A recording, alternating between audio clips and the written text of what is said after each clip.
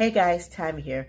Today we're going to talk about On the Run, written by Charea Lewis. Again, Charea has hit us with another awesome book.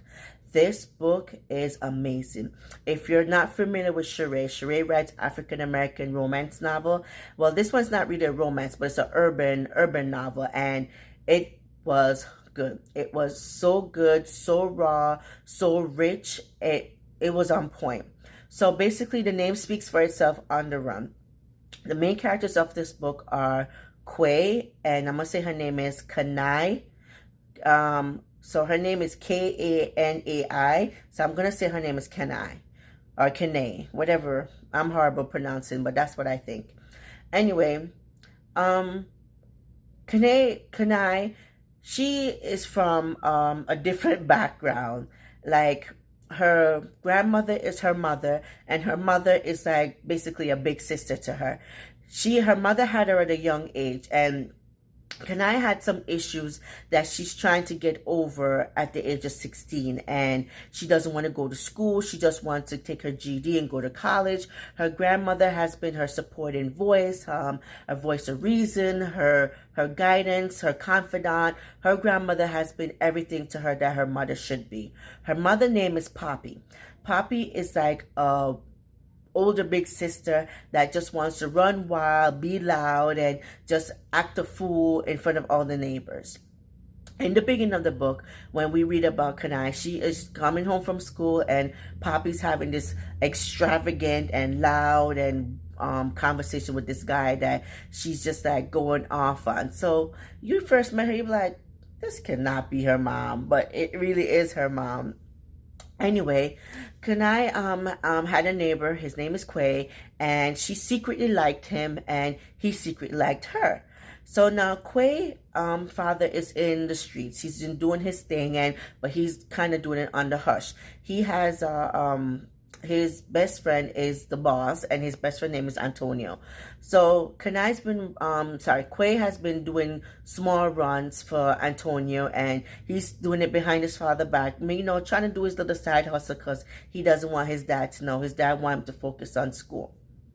Anyway, Kanai now and Quay are they basically have a bond. They meet each other, they talk outside and everything like that. So now he took her on a date I thought was sweet. He invited her to a beach party, no, a birthday pool party that Antonio was having for his son. And some secrets that she had came out, and I was like, oh, I understand why she would cover up her secret and not trying to expose it to the world. It makes sense. And because as a 16-year-old, I probably would have done the same thing. So it makes sense. But I love the fact that Quay was very considerate, nurturing, and didn't like look at her funny. I thought that was amazing for a 16-year-old, because a lot of people are so shallow that they would never like see past it. So I'm very happy that he was able to see past it and basically loved her for who she was. Anyway, a story come out that Quay's dad basically turned evidence against Antonio, and they had to be on the run. So that's basically how the title came out. So now they were separated, and fast forward 10 years later, she saw Quay again, and his name was not Quay anymore. And she was like, what is going on? She was taken back, and she's trying to basically do what she can do for her family and make a name for herself, but she also wanted to know why he did what he did, because she went through such a grieving moment for him when she couldn't find him, and it was very touching.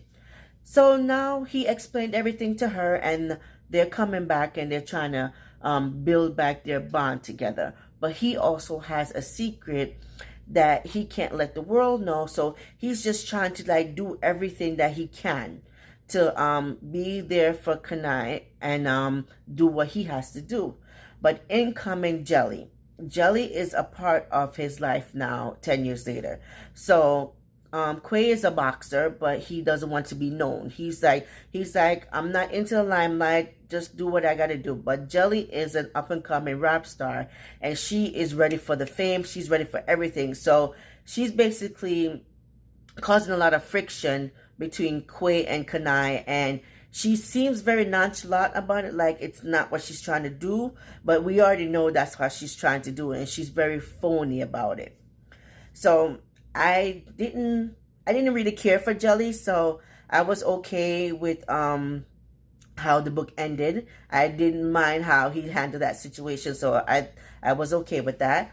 Also, Kanai has an ex-boyfriend, Chris, and he was a hot mess. And Poppy, I know, remember I told you it's 10 years there, so now Poppy is somewhat mature, and she basically took over a role as a mother when Kanai needed, and forgive me guys, I'm messing up the name, when Kanai needed it, and she was good. I love Poppy. Like, even though he says a few things that hurt her feeling, which is Chris, that hurts Poppy feelings, but Poppy was not taking that. She was there for her family, and she just wanted to protect her family, and I love that about her. She has her issues, but she was very mature when she needed to be, and that was good. Overall, I really did love the book. I think Charea did a fabulous job with the book. I know Charea is always killing off people in the book, and this book she didn't kill anybody, but let me tell you something. This is one book I really wish she had killed somebody. I know a lot of people were saying that, oh, you didn't kill anybody, whatever, but no, I wouldn't mind her doing some killing in this book, because it was a little bit, yeah, you're getting on my nerves. That's how bad it was. Maybe because I'm now officially corrupted by Charea killing off everybody. I'm okay with her killing people now. But overall, guys, as I said, she did a great job. Please check it out. It's On the Run, written by Charea Lewis. Thanks, guys.